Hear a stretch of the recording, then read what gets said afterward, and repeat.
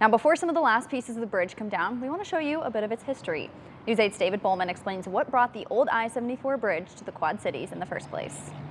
In the 1930s, the first span of what's now called the old I-74 bridge was erected. Originally, it was called the Iowa-Illinois Memorial Bridge. Interstate 74 didn't yet exist in the Quad Cities. It was a major project. The bridge was designed by a Polish immigrant, Ralph Modjeski, who was later called America's greatest bridge builder.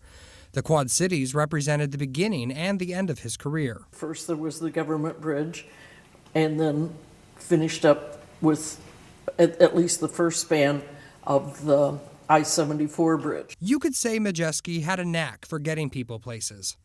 As time went on and the population of the Quad Cities grew, the need to get more people across the mighty Mississippi also grew. We've gone through this process before with when the Interstate 74 went through, so it's just history repeats itself. In the 1950s, plans to bring Interstate 74 to the Quad Cities were being drawn, and they included the second span. Plans were published in the Daily Dispatch. The newspaper cost 10 cents.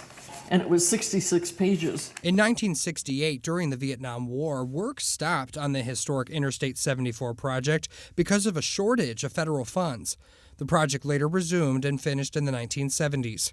Now, about 50 years later, the Quad Cities has outgrown the Modjeski-designed bridges.